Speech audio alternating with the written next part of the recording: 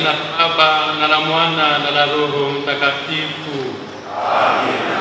Amani iwe kwenu.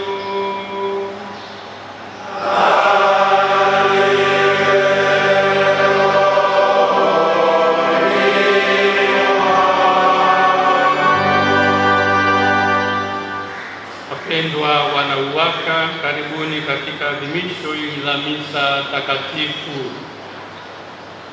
Leo ndio ile siku tunayoita Uwaka Day.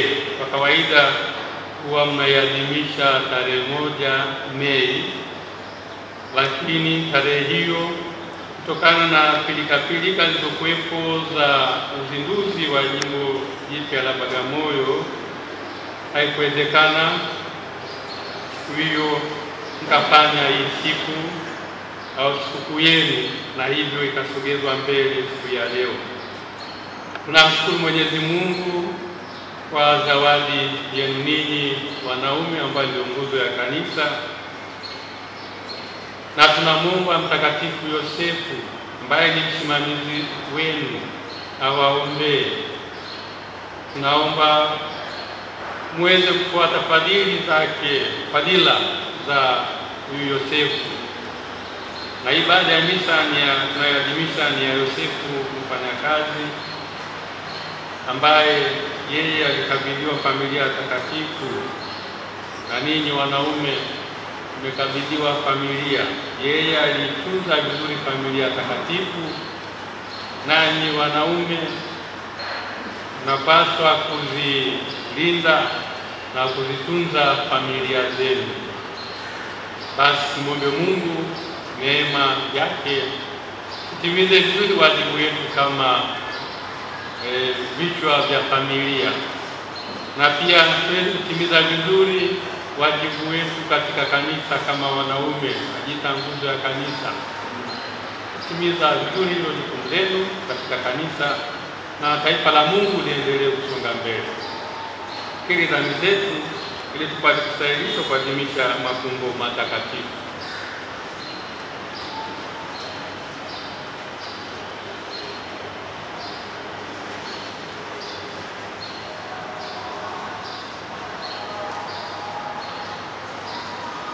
Na mungamia Mungu mwenyewe,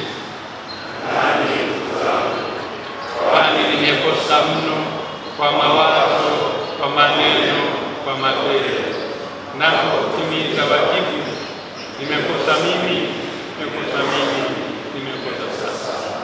Ndio maana namuomba Maria mwenyewe, Bikira Maria, malaika na watakatifu wote, na niombeni kwa Bwana Mungu wetu. Mungu Mwenyezi atuhurumie, atusamehe dhambi zetu, atufikishe kwenye uzima wa milele. Amen.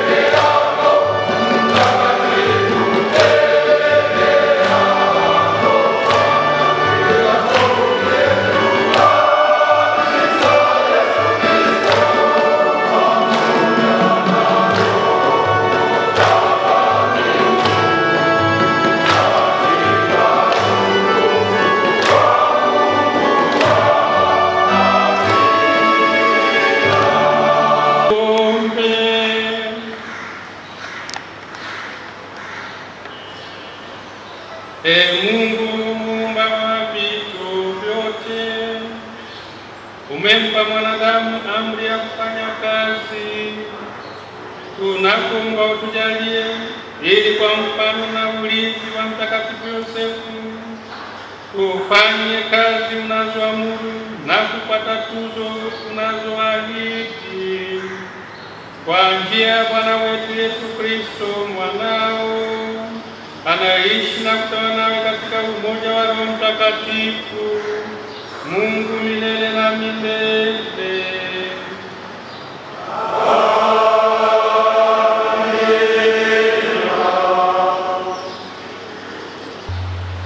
Somo katika kitabu cha Mwanzo.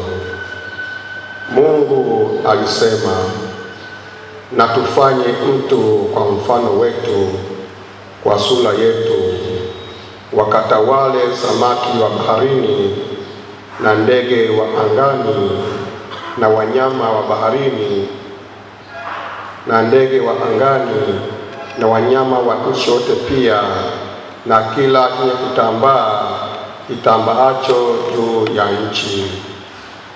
Mungu akaumba kwa mfano wake, kwa mfano wa Mungu alimuumba, mwanamume na mwanamke aliwaumba. Mungu akawabariki. Mungu akawaambia, zaeni mkaongezeke, mkaijaze nchi na kuitisha, mkatawale samaki wa baharini na ndege wa angani na kila kiumbe chenye uhai kiendacho juu ya nchi. Mungu akasema, tazama, nimewapa kila mche utoao mbegu ulio juu ya uso wa nchi yote pia, na kila mti ambao matunda yake yana mbegu. Itakuwa ndivyo chakula chenu, na chakula cha kila mnyama wa nchi, na cha kila ndege wa angani, na cha kila kitu kitambaacho juu ya nchi chenye uhai.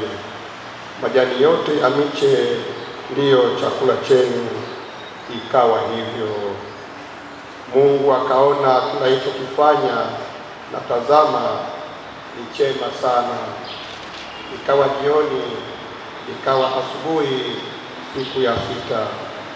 Basi mbingu na nchi zikamalizika na jeshi lake lote, na siku ya saba Mungu alimaliza kazi yake yote aliyoifanya, akastarehe siku ya saba, akaacha kufanya kazi yake yote aliyoifanya. Mungu akaibarikia siku ya saba, akaitakasa, kwa sababu katika siku hiyo Mungu alistarehe, akaacha kufanya kazi yake aliyoiumba na kuifanya. Neno la Bwana.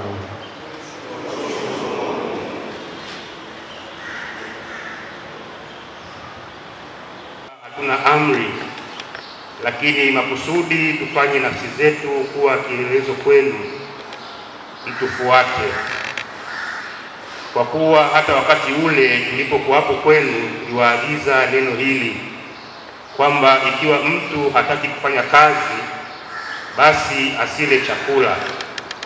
Maana tuwasikia kwamba wako watu kwenu waendao bila utaratibu, hawana shughuli zao wenyewe, lakini wanajishughulisha na mambo ya wengine. Basi tuwaagiza hao na kuwaonya katika Bwana Yesu Kristo, watende kazi kwa utulivu na kula chakula chao wenyewe.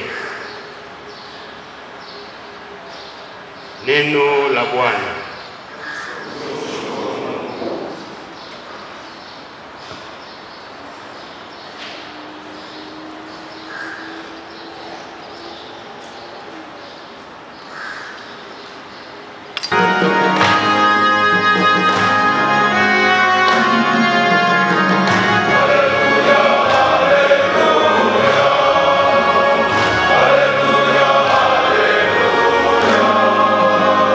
Hallelujah.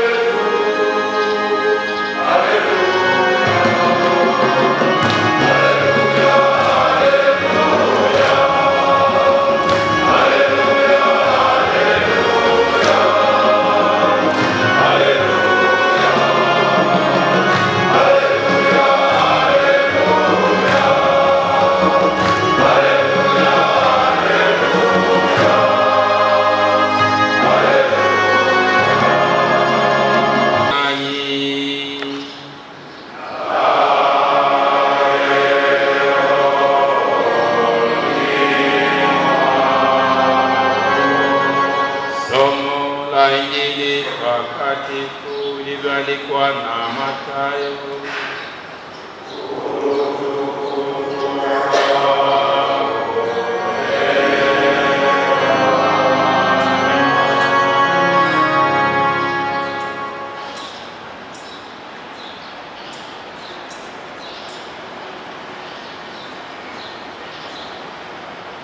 Yesu alipofika nchi yake, akawafundisha makutano katika sinagogi lao.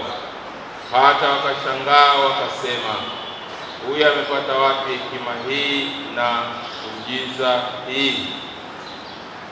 Huyu si mwana wa Selemala? Mamaye si yeye aitwaye Mariamu? Na nduguze si Yakobo na Yusufu na Simoni na Yuda? Na mambo yake wote hawapo hapa petu? Basi huyu amepata wapi haya yote? Wakachukizwa naye. Yesu akawaambia, nabii hakosi kupata heshima isipokuwa katika nchi yake na nyumbani mwake mwenyewe, wala kufanya miujiza mingi huko kwa sababu ya kutokuamini kwao. Neno la Bwana.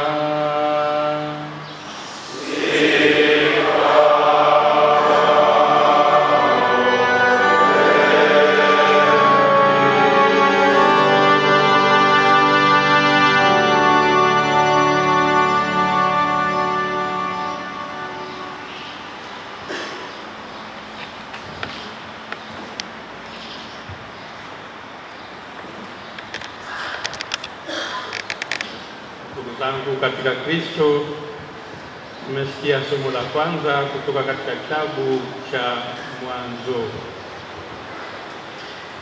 Mungu ndiye aliyeumba vyote.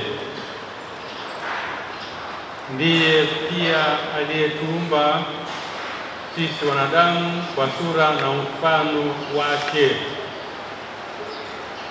Na alimweka mwanadamu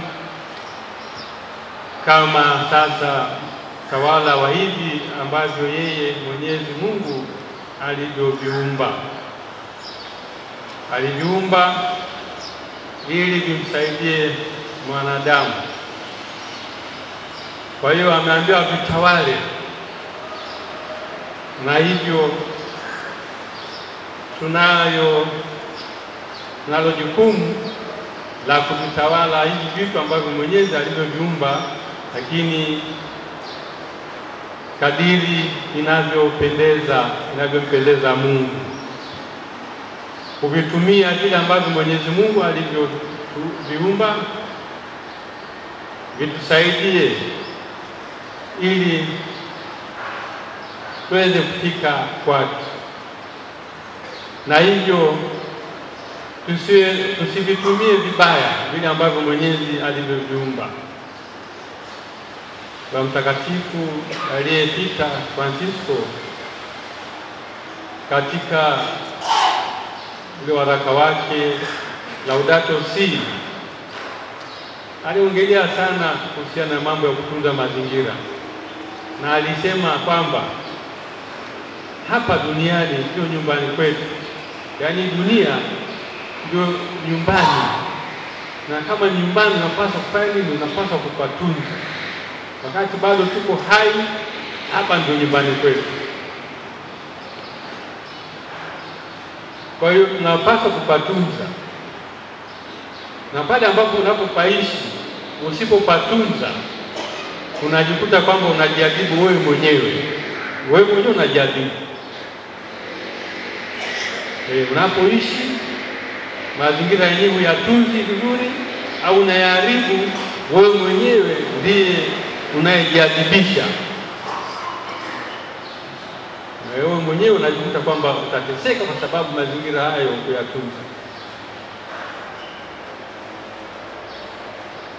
Wanaokata miti ovyo ovyo, baadaye tunakosa hata na mvua, tunakosa hata na hewa nzuri, sababu tunakata miti ovyo ovyo. Wengine wanalima hata si kwenye vyanzo vya maji, na maji yanafanya nini? Maji yanapungua, watu wanaanza kuhangaika. Kwa hiyo unapoharibu mazingira, au unapotumia mazingira vibaya unajiadhibu wewe mwenyewe.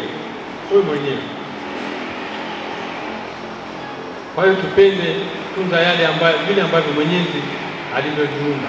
Hapa ndio nyumbani kwetu, wakati bado hai ni nyumbani kwetu.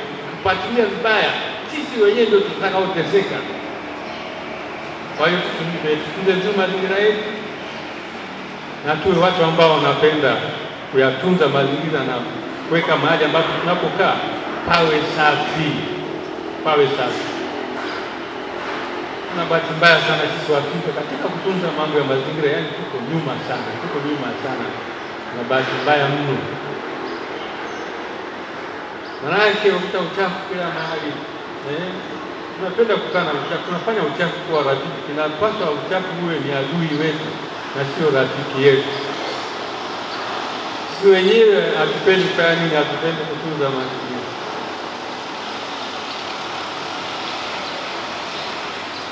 Basi tunaona hapa nyinyi wenyewe mnashuhudia wakati tukiwa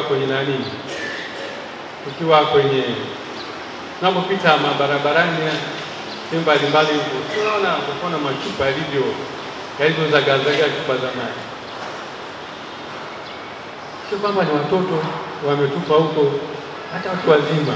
Kisha wanaonia hapa kwenye daladala huko na unapopanda daladala, lakini mnaona kabisa, unaona mtu mzima mwanaume na ndevu zake anakunywa maji, alafu amemaliza hapo anachukua ile chupa anadondosha kwenye dirisha la gari la basi, anadondosha huko nje katikati ya lami huko. Unaona kabisa mtu mzima, mwanaume mzima na ndevu zake. Yani huwa inasikitisha sana kuona vitu namna hiyo. Dunia tumeipewa, tuitunze, tuitumie vizuri. Tusipotunza hayo mazingira, sisi wenyewe tunajiadhibu. Na ukitunza vizuri pale ambapo unapokaa, tena panakupatia hamu hata ya kufaidi. Ninyi katika familia zenu mnapokaa, inawezekana kuna mwanamume mwingine ambaye kwa kweli huwa hana hamu ya kukaa pale nyumbani. Hana hamu, hakuna kinachomvutia. Kwa nini akaa pale nyumbani? Hakuna kinachomvutia. Kwa hiyo huyo anaondoka anaenda zake sehemu nyingine ambapo walao wanaona kuna cha kumvutia au. Lakini kuna wengine ambao unakuta mazingira yao wanayaanza vizuri. Yaani mara nyingi anapenda kukaa pale nyumbani. Yaani atakiwa si watu huko anakimbilia kurudi pale nyumbani, akafurahie pale nyumbani anapokaa. Bustani iko nzuri pale. Hata kama ni kupata kinywaji, anapata kinywaji kama amekaa kwenye bustani yake safi kabisa, anapata hewa nzuri, anaona maua huko na kadhalika. Majani ukoka umekaa vizuri kabisa, anaona vitu namna hiyo, anapapenda.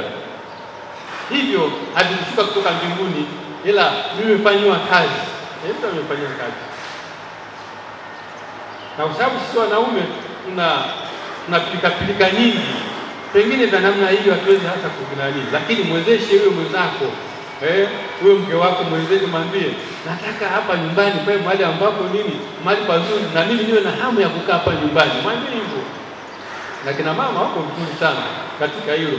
Na kama utamwezesha huyo mke wako, utajikuta pale nyumbani unapapenda kabisa. Kwa hiyo Mwenyezi ameumba hivi kwa ajili yetu, lakini pia tutunze mazingira yetu na tutumie hivi ambavyo Mwenyezi alivyoviumba kwa faida yetu, na tusiharibu ovyo vile ambavyo Mwenyezi alivyoviumba. Ndugu zangu katika Kristo, Mwenyezi alifanya kazi ya kuumba. Naambia siku 6 ya 7 akapumzika. Fanya kazi. Yeye hajapungukiwa na kitu, lakini alifanya kazi hiyo ya kuumba. Sasa na sisi ambao ni binadamu, na tena sisi wanaume, tunajua kilichotokea baada ile kosa la Adamu na Eva, adhabu zilizotolewa pale, na sisi wanaume kwamba utapata na nyako kwa jasho, mahitaji yako kwa jasho. Kwa hiyo fanya kazi kama tulivyosikia katika somo la pili. Paulo kabisa alisema kabisa, yani alifanya kazi, hakupenda kuonekana mzigo kwa wengine, alifanya kazi. Na sisi tunapaswa kuchapa kazi. Fanya kazi kabisa kabisa. Asifanya kazi na asili. Asifanya kazi na asili. Sasa tunakuta nani katika familia zetu akina mama wakati mwingine wanapata wanahangaika, wanamwatesa. Kama mwanaume unaondoka zako unaenda huko, unakojua huko kwenye mizunguko yako huko na nini. Unarudi nyumbani unaanza unaanza kusema chakula kiko wapi? Tena kwa fujo kabisa, chakula kiko wapi? Hata senti tano kwa umeacha nyumbani. Hivi sasa huyu mke wako hivyo unavyohitaji atalipata wapi? Atalipata wapi? Kwa hiyo ni katika pilika katika kufanya kazi ndio hapo unapata kipato, na ndio hapo unaweza kufanya nini? Ukatunza vizuri familia yako.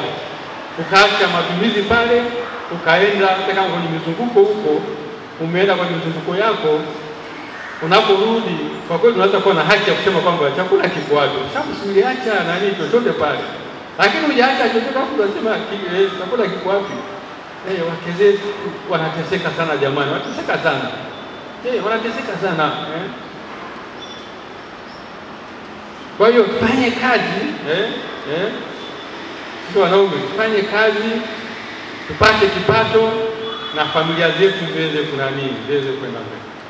Yosefu mwenyewe tumesikia katika Injili alikuwa seremala. Alikuwa seremala Yosefu. Alifanya kazi kwa ajili ya kuitunza ile familia takatifu. Na kazi aliyofanya ilikuwa ni kazi halali.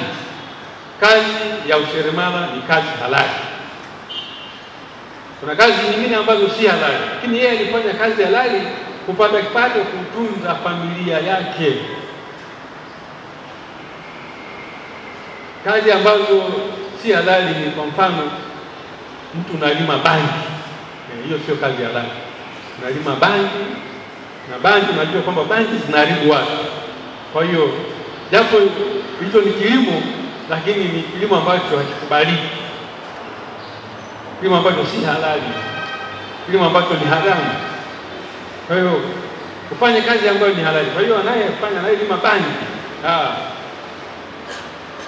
au ambaye anafanya biashara ya kama gongo, anatengeneza gongo au anafanya biashara ya gongo. Unajua gongo zinaharibu afya za watu. Zinaharibu afya za watu kutokana na ule ukali na matirio ambayo anatumia. Kuna sehemu fulani miaka iliyopita katika mji fulani, tuseme inawezekana kuna watu ambao wanatoka katika jiji hilo. Kuna gongo ziliitwa GM, gongo ziliitwa GM. Miaka fulani walifanya gongo vya habari. Kwa sababu raw materials zilikuwa tumika kutengeneza gongo. Walikuwa wanaenda kwenye kwenye haya mashimo ya uchafu. Mashimo ya uchafu, sio uchafu watu wanamwaga chakula, hapana. Uchafu wa mwanadamu. Wanachukua ule uchafu ndio wanaenda kutengenezea gongo. Sasa fikiria gongo ambayo imetengenezwa kwa raw material namna hiyo. Ni gongo ya namna gani? Athari yake namna gani? Sawa, kuna mambo ya distillation na nini, lakini basi ndio hivyo. Kwa hiyo unaona kwamba biashara kama hiyo unaona sio halali. Ufanye kazi ambayo ni halali. Au mtu ambaye anayefanya kazi ya utapeli, sababu kuna watu ambao wako smart kabisa. Mtu anaweza kaa na vaa suti na briefcase yake anatembea huko mjini na nini, lakini mtapeli kabisa. Mtapeli anaweza kaja kwako amevaa suti na nini, anakuelezea hiki na hiki, lakini ni tapeli. Sasa unaona kwamba hiyo sio kazi halali. Mtapeli watu sio kazi halali. Sio kazi halali kabisa. Kwa hiyo tufanye kazi ambazo ni halali kujipatia kipato. Alafu pia kuna zile kazi ambayo unaweza kufanya kazi ambayo ni halali, lakini ukafanya nini? Usio unatenda haki katika ile kazi ambayo ni halali. Hivyo pia kazi ni halali na kubalika kisheria, lakini unajikuta kwamba hutendi haki katika hiyo kazi. Kwa mfano, huyu mfanyabiashara juzi hapa niona clip fulani, walikuwa wanaondoa mzigo wa mahindi kwenye lori, mzigo wa mahindi kwenye lori, na ni viroba ambavyo vimesheheni nini? Vimesheheni mahindi. Sasa kiroba labda si kilo ngapi, si inafikia kilo 50, sijui kama labda kilo 50 kwa kiroba. Kwa hiyo vimejazwa mahindi, lakini huyo mtu haitofanya nini? Anachukua jiwe kama la kilo 5, jiwe la kilo 5 au 10 labda. Kwa hiyo anaweka mahindi kwanza, alafu katikati anaweka huo mzinga wa jiwe, alafu juu anajaliza nini? Anajaliza mahindi. Na ile jiwe kwa sababu ya uzito, basi tunaona kilo 5, kwa hiyo hapo wewe unayenunua umeshajua kilo 5 hapo. Kwa hiyo walikuwa na nani? Walionyesha sasa walikuwa na chana vile viroba. Anaomba mzinga mawe kwenye kila kiroba mawe. Biashara ya kuuza nini? Ya kuuza vitu kama mahindi ni biashara halali. Lakini wanasema kwamba unaweza kufanya biashara halali lakini usitende haki. Usitende haki. Kama hiyo sasa mtu anaweka nini? Anaweka mawe mle ndani. Wengine unakuta anauza biashara, wanafanya biashara labda ya ulezi. Kuna hivi vinani vya sadolini hivi vinani vya plastic sadolini ambayo kama liswizi 5 nini. Kwa hiyo kama ni gunia ambalo ni la ulezi, basi anatoa hapo hiyo nani hicho kisado kimoja, anakitoa ule ulezi anaweka pembeni, alafu anachukua mchanga hivyo size hiyo anaweka kuna changanya kule. Hata maana wakati tunakuta ulezi kuna mchanga sana, kuna hapo anafanya vitu namna hiyo. Biashara hiyo ni halali, lakini pia unaitenda kwa haki. Kwa unaweka mchanga huko. Haya, wako wengine utakuta kwa mfano kama kina mama ntilie, watu wanatengeneza chips nini na kadhalika. Haya, wakati mimi nasikia mara sisi watu wanatumia mafuta sijui ya transformer. Wengine wanatumia madawa ya ajabu kwa ajili ya kutunza hiyo mifugo na kadhalika. Hawajali afya za watu. Hawajali kabisa afya za watu. Anachojali tu ni fedha, lakini afya za watu hawajali. Maana anasema kwamba kuna biashara ni halali sawa, lakini je, unatenda haki katika biashara yako hiyo? Unatenda haki? Kwa hiyo ndugu zangu, kwa kweli tufanye kazi ambazo ni halali, na licha ya kwamba ni halali, lakini pia katika hizi shughuli ambazo tunazo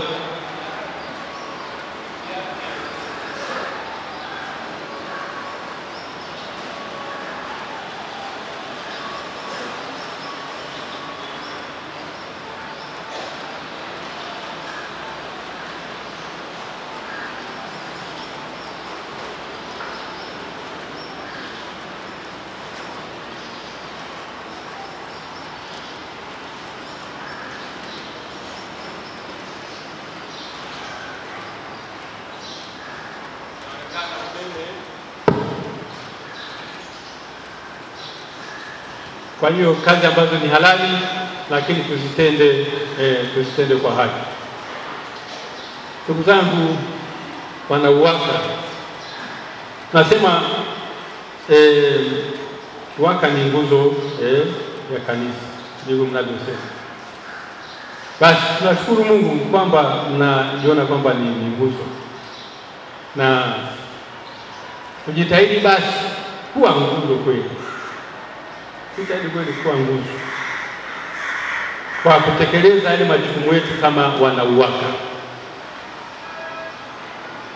Kutekeleza majukumu yetu kama wanauwaka, kuishi vizuri imani yetu ya Kikristo, kuishi vizuri na kuwa mfano kwa watoto wetu. Sasa inapofikia mambo ya ibada, shughuli za kikanisa, mara nyingi wanaume tuko nyuma. Tuko nyuma. Hivyo tulivyoombwa sijui. Nenda katika jumuiya ndogo ndogo siku za Jumamosi kama leo. Hesabu wanaume ambao wameenda kwenye jumuiya ndogo ndogo na wanawake ambao wameenda kwenye jumuiya ndogo ndogo. Wewe jaribu kuhesabu. Utakuta kina mama amefurika, wanaume mmoja, wawili. Zamani niliwahi kwenda kwenye parokia fulani hivi zamani huko miaka 25 labda iliyopita kwenye jumuiya, misa ya jumuiya. Akina mama wako wengi. Nilikuwa na wanaume 3 tu, lakini akina mama wako wengi. Nikawauliza hata kina mama, "Samahani mimi akina mama hebu niambieni, mna bahati mbaya sana ni nyote ni wajane?" Wakasema hapana bado sio wajane, sisi wajane. Waume tunao. Wako wapi? Wasema wapo. Wakasema wapo. Wengine wameondoka zao, wameishikia si wapi, wengine wameenda kwenye mzunguko, wengine tumewacha kitandani wamelala. Ndivyo alivyosema.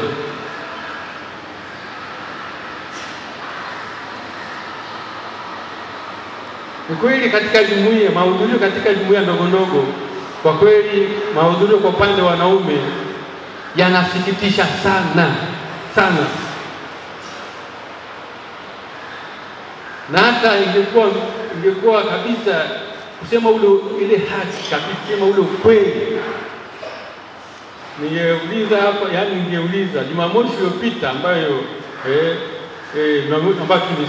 Jumamosi siku za jumuiya ndogo ndogo. Ningewauliza walioenda katika jumuiya, ninyi akina baba mlioko hapa mlienda katika jumuiya Jumamosi iliyopita. Hapa kama kuna wanaume 100, labda ni 10 tu angenyosha mkono. Wengine 90 wapi? Lala, wameenda katika mizunguko. Kabisa. Kabisa. Kabisa. Tunasema ni nguzo. Sasa basi tuonyeshe hicho, wapendwa wanauwaka. Ni kweli iliambiwa katika maandiko matakatifu imesema kwamba utakula kwa jasho lako. Na kweli wanaume kuna kazi ya kula kwa jasho kwa kweli. Wengine labda wanatoka mapema kwenda kwenye mizunguko. Kuna wengine ambao ungependa kushiriki lakini majukumu yake, kwa mfano mtu kama daktari au si mtu kama askari au si nani, kazi yake hairuhusu. Kazi yake anapaswa kuwa kazini na mapema, inaeleweka. Lakini kwa yule ambaye hana kazi ya namna hiyo, anabaki kitandani au anaenda katika mizunguko yake huko na nini, anaacha jumuiya ndogo ndogo, hapana. Kuna majimbo mengine ambayo wanasema kwamba mtu amefariki, wanauliza huyu alikuwa anashiriki jumuiya ndogo ndogo, wanasema hamna, huyu alikuwa ashiriki kwenye jumuiya ndogo ndogo. Na tena inapofikia hata katika kuzunguka, inapofikia katika nyumba yake, hata alikuwa ruhusu watu waende kwa, anasema kwamba sitaki vibaka waje kwangu. Sasa wanajumuiya tangu lini wamekuwa vibaka? Wanajumuiya wenzako wanakuwa vibaka. Kwa hiyo kuna wengine ambao kabisa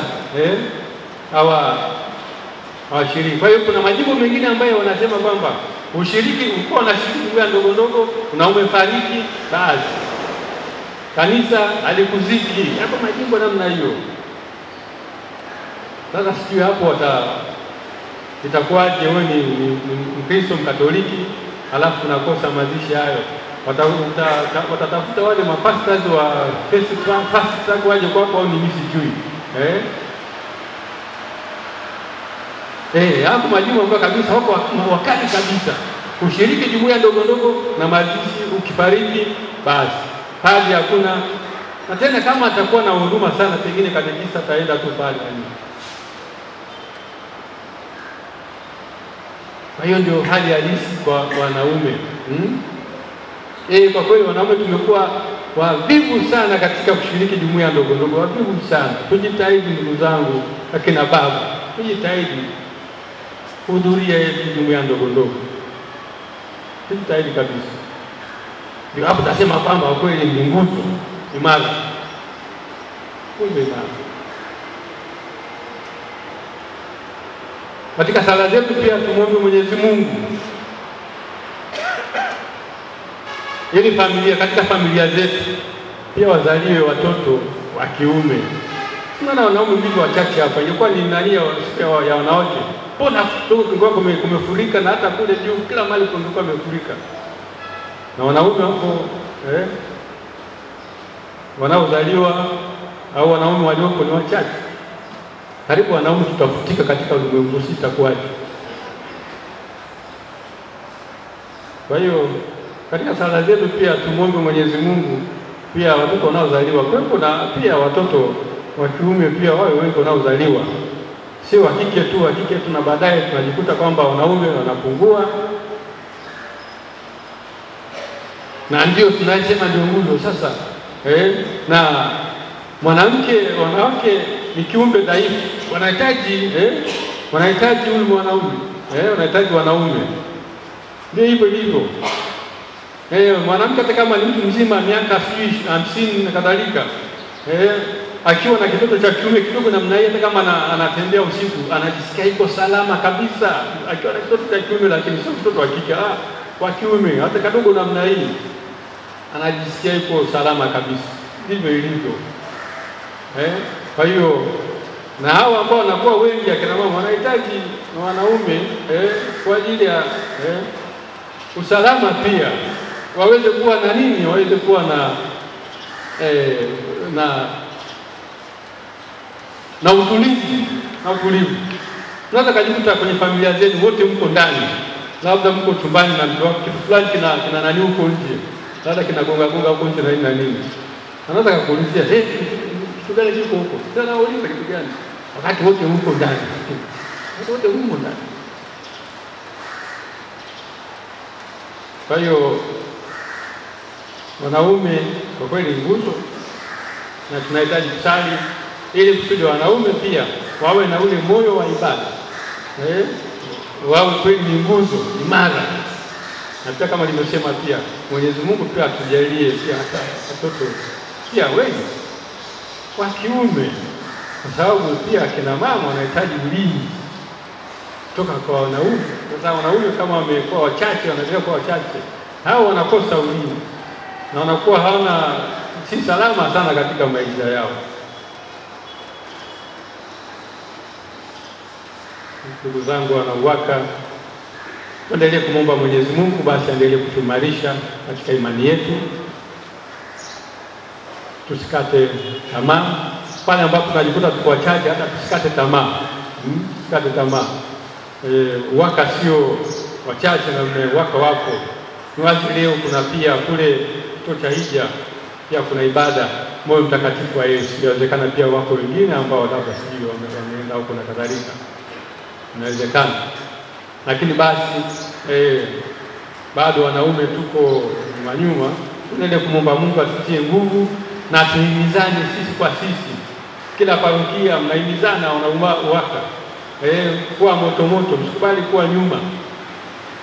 Tuhimizane na kusaidiana ili umoja wetu waka uendelee kusonga mbele, na kwa kweli uweze kuendelea kuwa nguzo imara katika kanisa. Tumsifu Yesu Kristo.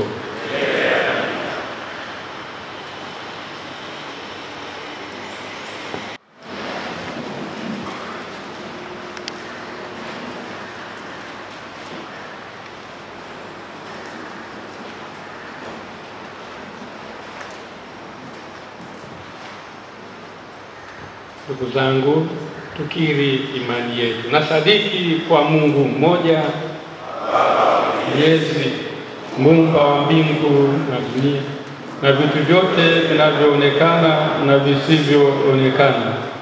Nasadiki kwa Bwana mmoja Yesu Kristo, mwana pekee wa Mungu, aliyezaliwa kwa Baba tangu milele yote, Mungu aliyetoka kwa Mungu, mwanga kwa mwanga, Mungu kweli kwa Mungu kweli, aliyezaliwa bila kuumbwa, mwenye umungu mmoja na Baba, ambaye vitu vyote vimeumbwa naye. Alishuka kutoka mbinguni kwa ajili yetu sisi wanadamu na kwa ajili ya wokovu wetu, akapata mwili kwa uwezo wa Roho Mtakatifu, kwake Bikira Maria akawa mwanadamu, akasulubiwa kwa ajili yetu sisi kwa mamlaka ya Poncio Pilato, akateswa, akafa na akazikwa.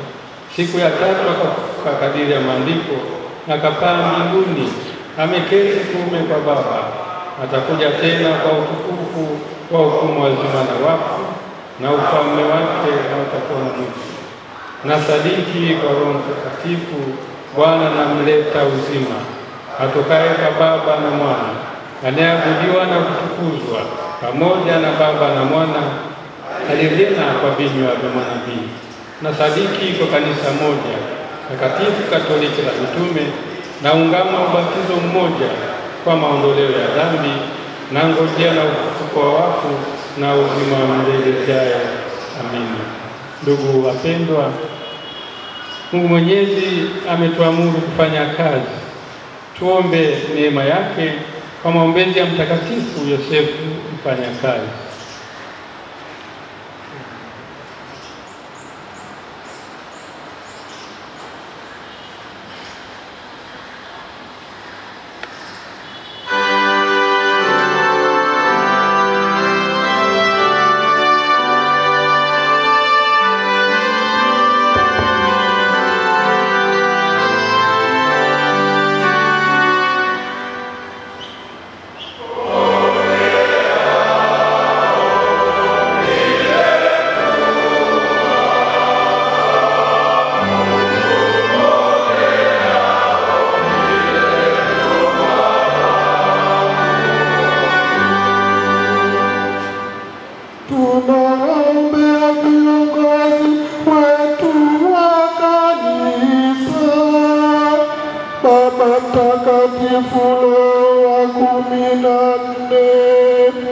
Askofu Mkuu Yuda Tadeus Waichi na msaidizi wake Eli mcha Mungu, mapadre na mashemasi, Mungu awajalie afya njema ili wadumu katika kuliongoza vema kanisa lako.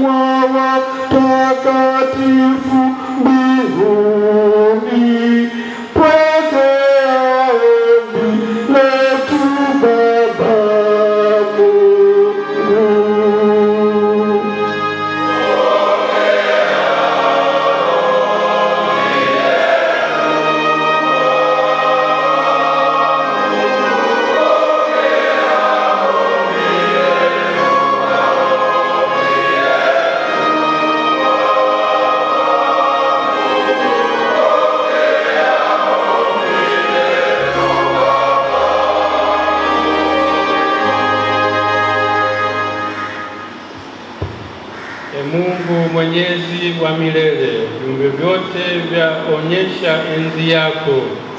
Kwa kushukuru kwa sababu umetuita kufanya kazi katika dunia yako.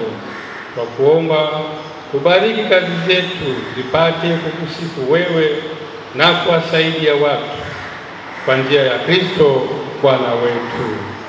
Amen.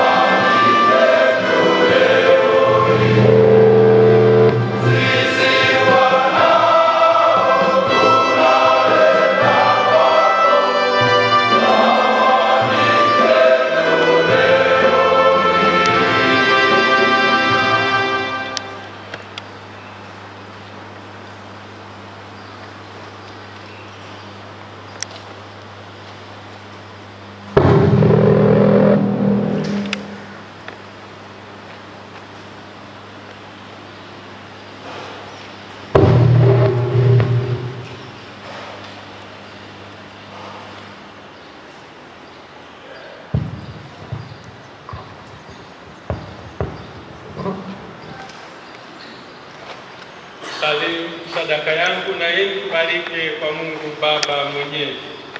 Bwana apokee sadaka mikononi mwako kwa sifa na utukufu wa jina lake, na pia kwa manufaa yetu sisi na ya kanisa lake takatifu. Ee Mungu uliye chemchemi ya rehema zote, uvitazame vipaji vyetu tunavyokulia wewe mtukufu, tunapomkumbuka Mtakatifu Yosefu, utujalie kwa wema wako, ili vipaji tulivyokulia viwe msaada wetu sisi tunaokuomba kwa njia ya Kristo Bwana wetu.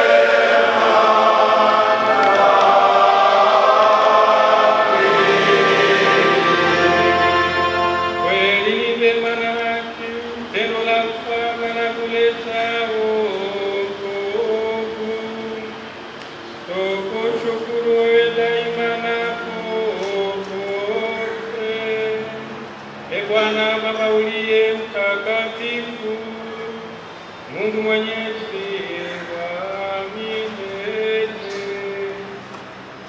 na kukusifu kwa mbiu inayokustahili, na kukuhimidi na kukutangaza wewe katika adhimisho kwa heshima ya Yosefu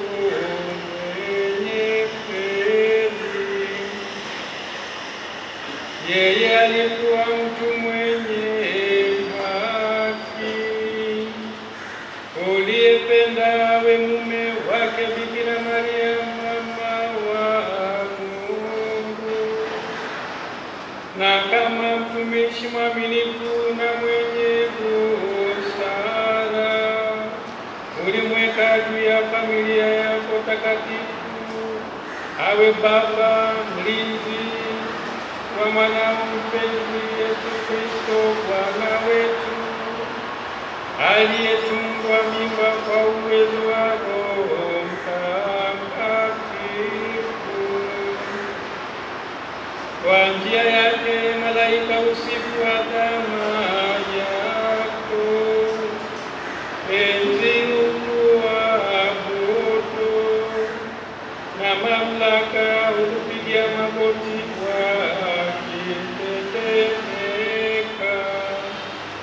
mbingu na nguvu za mbinguni na maserafi wenye heri wa kuadhimisha pamoja kwa mshangao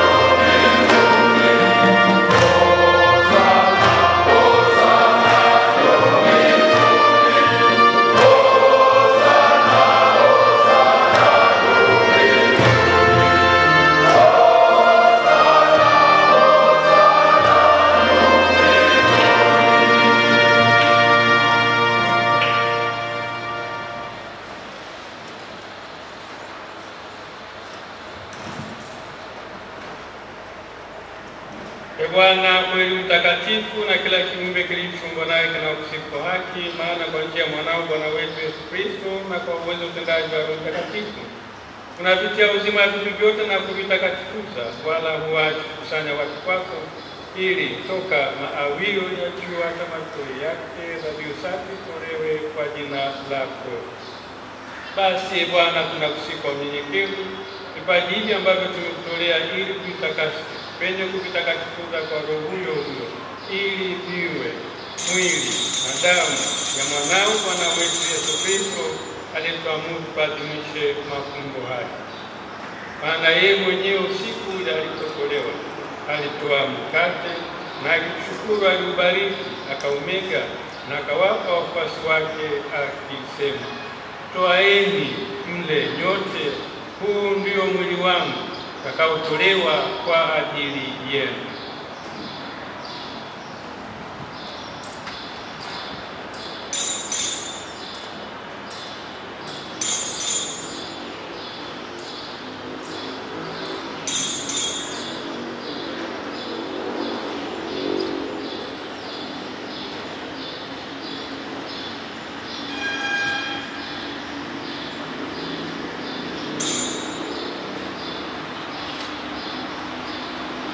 Vivyo hivyo baada ya kula akitoa kikombe na kushukuru alikibariki na akawapa wafuasi wake akisema, "Twaeni mnywe nyote, hiki ndicho kikombe cha damu yangu, damu ya agano jipya na la milele, inayomwagika kwa ajili yenu na kwa ajili ya wengi kwa maondoleo ya dhambi. Fanyeni hivi kwa ukumbusho wangu."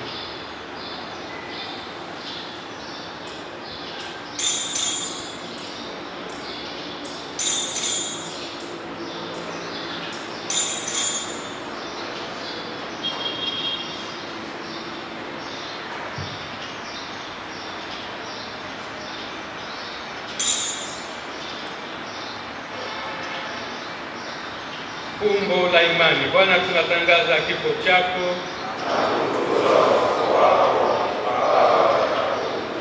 kwa hiyo, Bwana, tunapoadhimisha ukumbusho wa mateso ya mwanao yaletayo wokovu pamoja na ufufuko wake wa ajabu na kupaa kwake mbinguni, na tunapotazamia ujio wake wa pili, tunakutolea kwa shukrani sadaka hii iliyo hai na takatifu.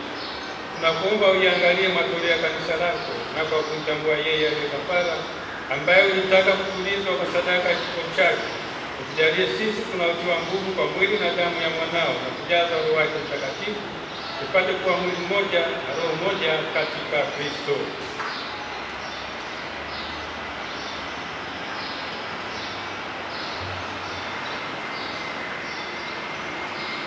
Yeye atufanye sisi tuwe kwako sadaka timilifu ya milele, ili tuweze kupata urithi pamoja na wateule wako, kwanza kabisa pamoja na Bikira Maria mwenye heri mama wa Mungu, na Mtakatifu Yosefu mume wako huyo Bikira, na mitume wako wenye heri na mashahidi wako watukufu, na watakatifu wote ambao tunategemea kupata daima msaada wa maombezi yao mbele zako. Tunakuomba Bwana, huyo aliyekufanya na upatanisho wetu, alete amani na wokovu duniani kote. Twende kuliimarisha katika imani na mapendo kanisa lako linalosalia duniani, pamoja na mtumishi wako Baba Mtakatifu wetu Leo wa 14, askofu wetu mkuu Israeli, askofu msaidizi na Mungu, pamoja na maaskofu wote, wakilele wote na watu wote unaowafanya kuwa taifa lako. Sikilize kwa wema sala za majibu yetu na matoleo yako. Baba uliye mtakatifu, kwa huruma yako wakusanye kwako wanaowote waliokusanyika duniani. Wapokee kwa wema katika ufalme wako ndugu zetu na marehemu, na wote walioadhibiwa wakiwa wamekupongeza. Nasi tunatumaini kufika katika ufalme huo, ili pamoja tuitwe milele kwa utukufu wako, kwa njia ya Kristo Bwana wetu, ambaye kwa njia yake tunatolea ulimwengu mzima.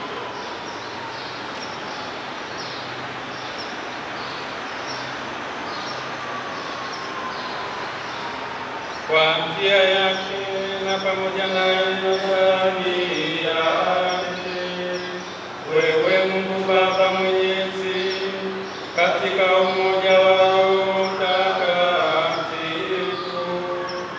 unapata heshima yote na utukufu milele na milele.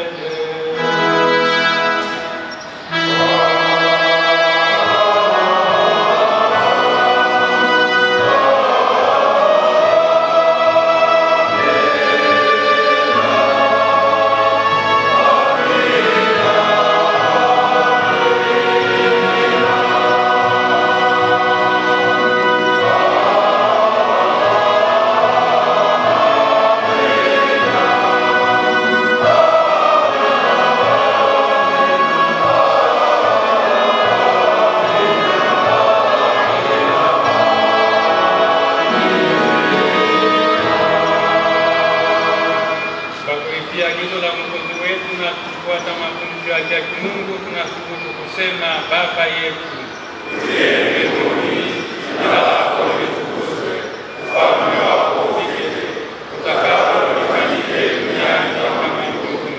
Utupe leo mkate wetu wa kila siku, utusamehe makosa yetu kama tunavyowasamehe na sisi waliotukosea, usitutie katika kishawishi, lakini utuokoe maovuni.